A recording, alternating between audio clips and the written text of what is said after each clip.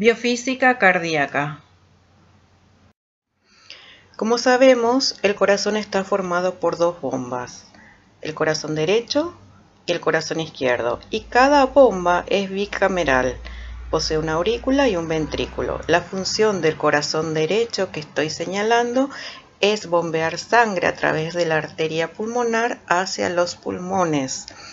Esta sangre es desoxigenada, por lo tanto en los pulmones, gracias al intercambio gaseoso, se va a oxigenar y va a volver la sangre a través de las venas pulmonares a la aurícula izquierda. Esta sangre oxigenada posteriormente va a pasar al ventrículo izquierdo y el ventrículo izquierdo va a bombear la sangre hacia la aorta para distribuir en los órganos periféricos.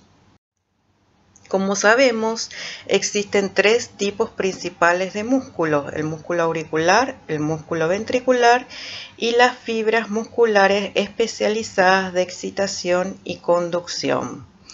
Tanto el músculo auricular como el músculo ventricular poseen una contracción similar al músculo esquelético, excepto que la duración de la misma es mucho mayor en el músculo cardíaco que en el músculo esquelético. Por otra parte, las fibras musculares especializadas de excitación y conducción poseen pocas fibrillas contráctiles, una débil contracción, y su función es descargar de manera automática y rítmica el potencial de acción.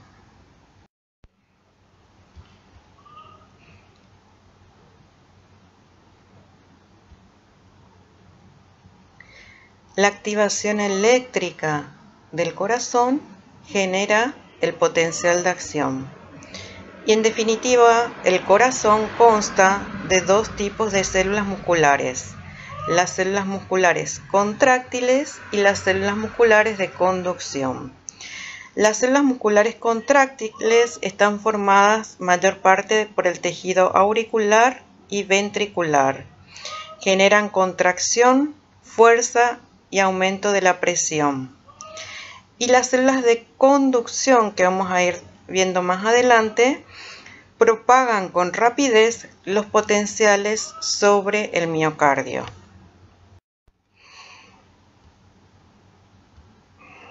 Bueno, el músculo cardíaco está formado por fibras cardíacas dispuestas en forma de retículo. En la diapositiva vemos unas líneas oscuras, que es una membrana que se llama disco intercalar. Este disco tiene uniones en hendidura o uniones gap que permite la libre difusión de iones, y por lo tanto el potencial de acción se va a transmitir de forma rápida de una fibra cardíaca a otra gracias a estos discos intercalares. La contracción o el funcionamiento de toda una fibra al mismo tiempo se llama sinsitio. Por lo tanto, tenemos un sinsitio auricular donde todas las fibras musculares de la aurícula se van a contraer al mismo tiempo, y un sinsitio ventricular donde todas las fibras musculares del ventrículo se van a contraer al mismo tiempo.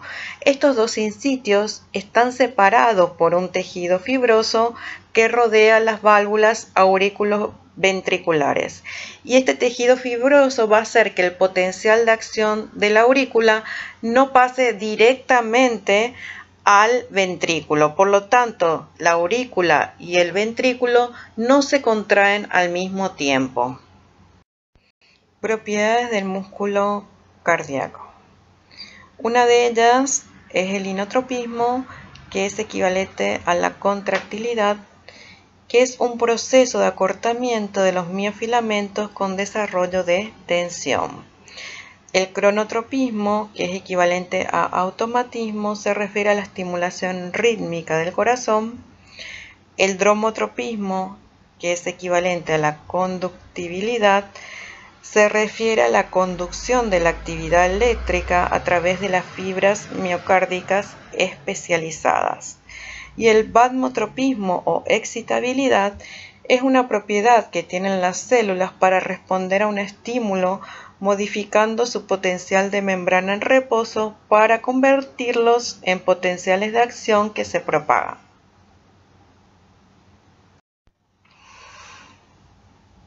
Bueno, ahora vamos a empezar a hablar del potencial de acción, sobre todo del potencial de acción de las aurículas y del ventrículo. Y este potencial de acción, como ustedes ven, tienen distintas fases. Está la fase 0, la fase 1, la fase 2, la fase 3 y la fase 4, que vamos a ir viendo detenidamente. Entonces, podemos observar que el potencial de acción del músculo cardíaco tiene distintas fases. Se encuentra la fase 0, la fase 1, la fase 2, la fase 3 y la fase 4. En la fase 0 podemos observar que el potencial de membrana, que es de menos 96, va a pasar a más 52. ¿Qué quiere decir? Acá se genera un potencial de acción donde va a haber una despolarización rápida y por lo tanto se van a abrir los canales rápidos de sodio y todo el sodio que estaba en el líquido extracelular va a pasar al compartimiento intracelular.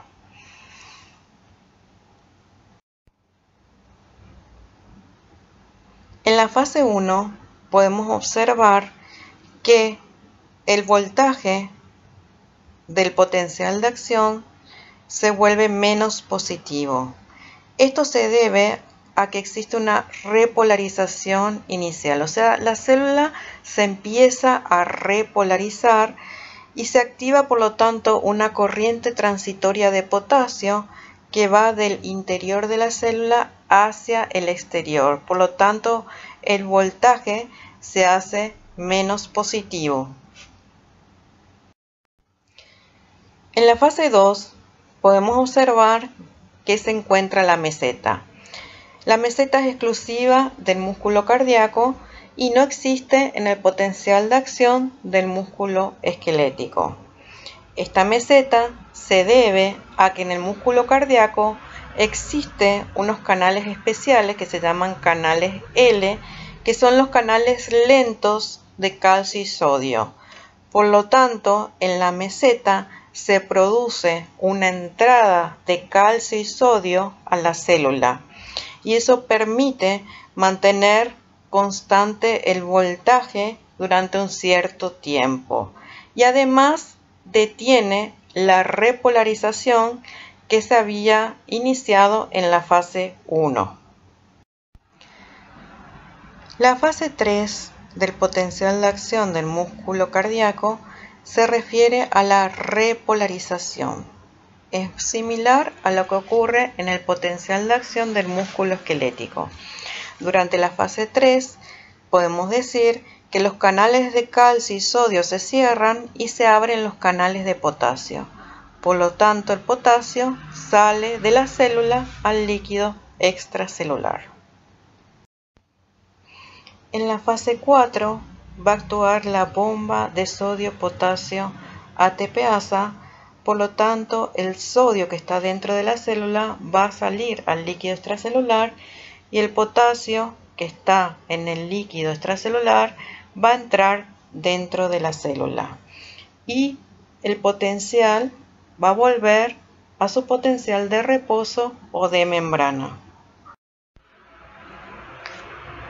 Realizando un pequeño resumen de lo que ocurre en el potencial de acción del músculo cardíaco, podemos observar que el potencial de reposo es de menos 85 a menos 90 milivoltios.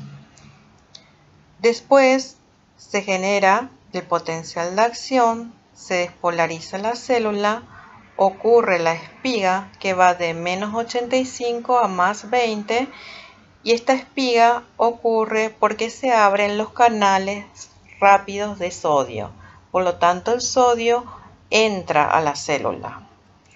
También ocurre la meseta, que durante la meseta dijimos que se abren unos canales especiales que son los canales lentos de calcio o de calcio y sodio, y por lo tanto entra calcio y sodio dentro de la célula y mantiene el voltaje durante un cierto tiempo.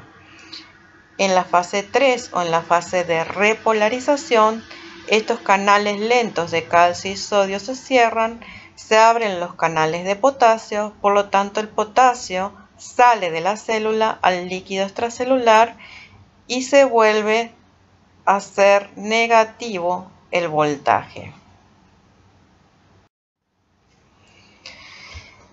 Si nosotros vemos cómo fluyen los iones en cada fase, podemos ver que en la fase 0, como dijimos, se abren los canales rápidos de sodio, por lo tanto el sodio va a entrar a la célula y el voltaje se va a hacer positivo, a más 20. Después, en la fase 1, empieza una repolarización precoz, la célula se empieza a repolarizar y entonces se abren los canales de potasio, por lo tanto el potasio vemos que sale de la célula al líquido extracelular. Esta repolarización que ocurre en la fase 1 va a ser detenida por la apertura de los canales de calcio y sodio, que son los canales lentos de calcio o de canales lentos de calcio y sodio, donde el calcio y el sodio, que son cationes, van a entrar en la célula. Al entrar en la célula van a mantener un voltaje positivo durante un cierto tiempo. En la repolarización o fase 3, lo que va a ocurrir es que se van a cerrar los canales de calcio y se van a abrir los canales de potasio y por lo tanto el potasio que estaba dentro de la célula va a salir al exterior. Y en la fase 4, como sabemos que el potasio está afuera y el sodio está dentro de la célula, va a actuar la bomba de sodio-potasio, por lo tanto va a meter el potasio en la célula y va a sacar el sodio fuera de la célula para volver al potencial de membrana. Otra cosa que es interesante saber es que durante el potencial de acción del músculo cardíaco existe un periodo refractario absoluto y un periodo refractario relativo. Como ustedes pueden ver en el dibujo, todo lo que está pintado en rojo se refiere al periodo refractario absoluto, que está formado por la fase 0, fase 1, fase 2 y el inicio de la fase 3. Este periodo refractario absoluto se refiere a que la célula es incapaz durante este tiempo de desencadenar otro potencial de acción. No importa si el estímulo es fuerte o no importa si el estímulo es más duradero. En el periodo refractario relativo, que ocurre al final de la repolarización o de la fase 3, aquí generalmente es posible generar un segundo potencial de acción, pero se requiere un estímulo muchísimo mayor o muchísimo más fuerte.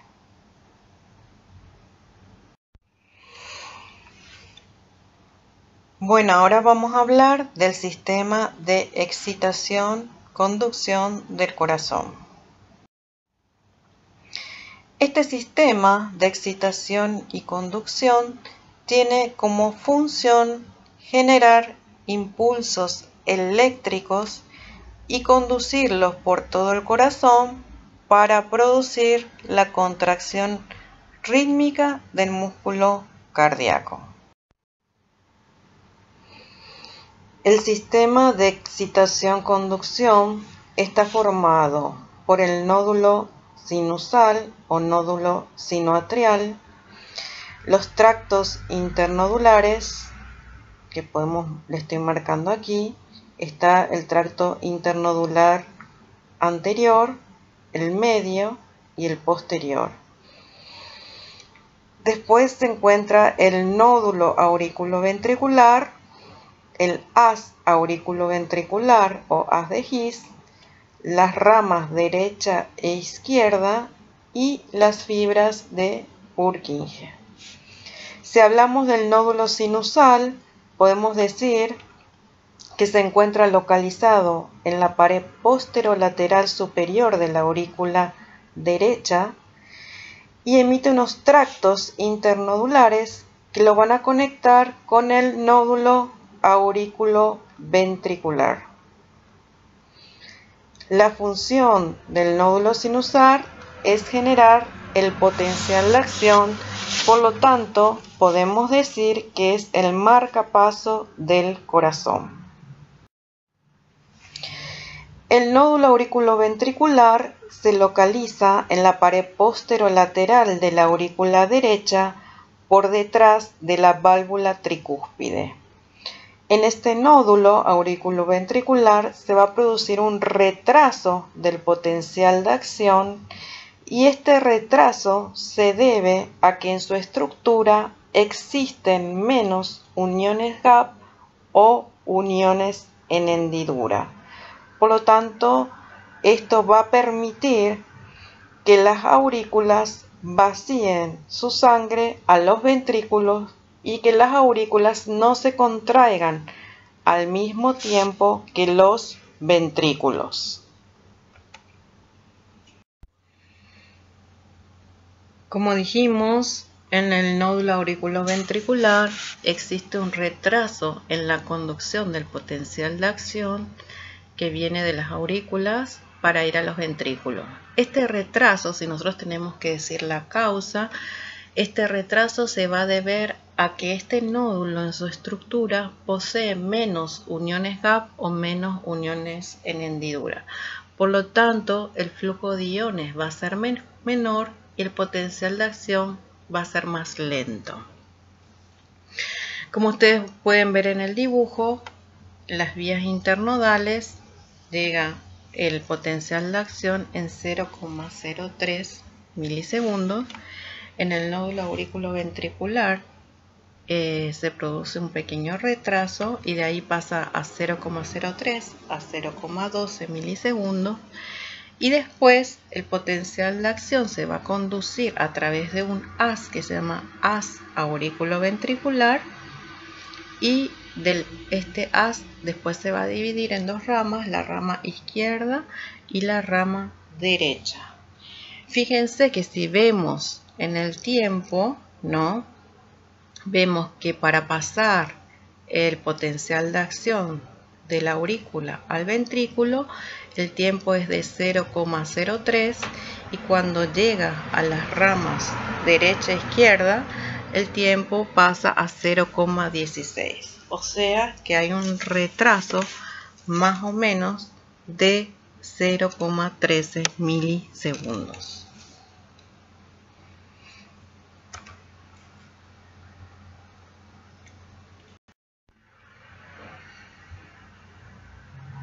Entonces, el sistema eléctrico del corazón va a estar formado por el nódulo sinusal,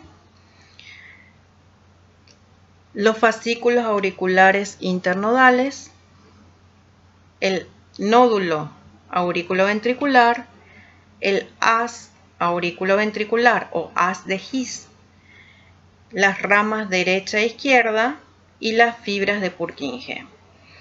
El potencial de acción se va a iniciar en el nódulo sinusal, por lo tanto es nuestro marcapaso, es el marcapaso del corazón. El potencial se va a propagar desde el nódulo sinusal hasta las aurículas por las vías internodales y estas vías internodales se van a conectar con el nódulo auriculoventricular. Dijimos que en este nódulo se va a producir un retraso en la conducción del potencial de acción y este retraso se debe a que en su estructura posee menos uniones gap o uniones en hendidura. Y este retraso tiene como función permitir el llenado de los ventrículos. Después el potencial de acción va a pasar del nódulo auriculoventricular al haz auriculoventricular, después a las ramas derecha e izquierda y después a las fibras de Purkinje. Y va a producir la contracción rápida del músculo cardíaco que le permite actuar como un sinsitio y ejercer su función de bomba cardíaca. Aquí podemos ver la velocidad de conducción en el tejido cardíaco. Vemos que en el músculo auricular es de 0,3 a 0,5 metros por segundo. En las vías auriculares es de 1 metro por segundo. En el nódulo auriculoventricular es de 0,03 metros por segundo. En el haz auriculoventricular o haz de His es de 1 metro por segundo. En el sistema de Purkinje es de 1,5 a 4 metros por segundo. Y en el músculo ventricular es de 0,3 a 0,5 metros por segundo. Si nosotros analizamos las velocidades de conducción del potencial de acción en el tejido cardíaco, podemos observar que el que más lento transmite el potencial de acción es el nódulo auriculoventricular. ¿Y esto a qué se debe? Ya dijimos que se debe a que existen menos uniones gap. Por lo tanto, el flujo de iones es menor y el potencial de acción se enlentece. Y si observamos cuál es el tejido que transmite con más rapidez el potencial de acción, es el sistema de Purkinje. Fíjense que va a 1,5 a 4 metros por segundo. Esto va a hacer que todo el corazón, o sea, todo el ventrículo, se contraiga rápidamente y al mismo tiempo y pueda actuar como una buena bomba.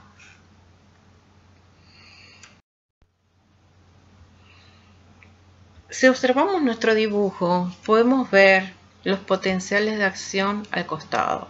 Fíjense en el potencial de acción del nódulo sinusal, el del potencial de acción de la aurícula, el potencial de acción del nódulo auriculoventricular, el potencial de acción del haz de His, las ramas derecha e izquierda, las fibras de Purkinje y el músculo ventricular. Fíjense que el potencial de acción del nódulo sinusal no es igual al potencial de acción del músculo ventricular. O sea, el dibujo, fíjense que no es igual. Aquí podemos observar de una forma gráfica los potenciales de acción. Fíjense cómo es el potencial de acción del nódulo sinusal comparando con el potencial de acción del músculo cardíaco. Nosotros estuvimos viendo las partes, las fases del potencial de acción del músculo cardíaco y ahora vamos a ver las fases, las partes, los componentes del potencial de acción del nódulo sinusal, ya que ven que la estructura, el dibujo, no es igual. En esta diapositiva se puede comparar el potencial de acción del nódulo sinusal, que está en rojo, contra el potencial de acción del músculo ventricular, que vemos en negro. Fíjense que hay unas diferencias. La primera diferencia es el potencial en reposo. El potencial en reposo del nódulo sinusal es menos 55 a menos 60 milivolt. Este potencial de reposo menos negativo se debe a una permeabilidad intrínseca del sodio. Por lo tanto, este potencial es menos negativo que el potencial de membrana del músculo ventricular. Una vez que el potencial llega a menos 40 milivolt, se desencadena el potencial de acción. ¿Qué quiere decir esto? Que menos 40 es el umbral del nódulo sinusal.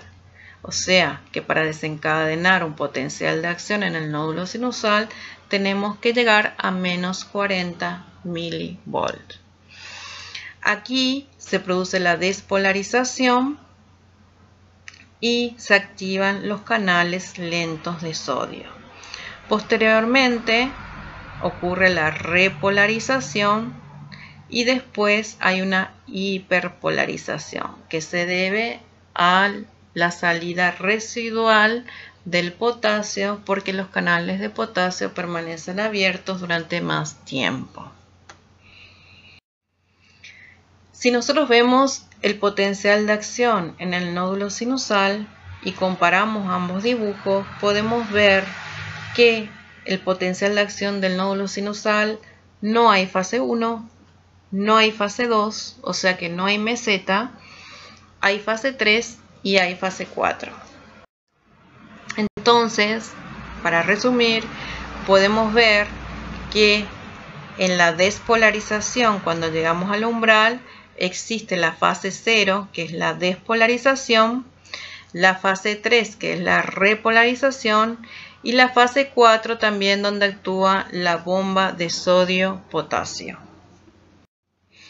Viendo de nuevo el potencial de acción del nódulo sinusal, podemos ver que se inicia el potencial de membrana en menos 55, menos 60 milivoltios, menos 55 a menos 60 milivoltios.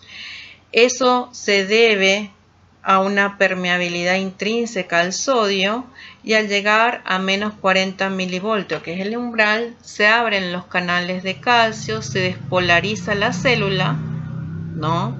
Esta sería la fase 0, y después pasamos, se cierran estos canales y se abren los canales de potasio y pasamos a la fase 3, que es la repolarización.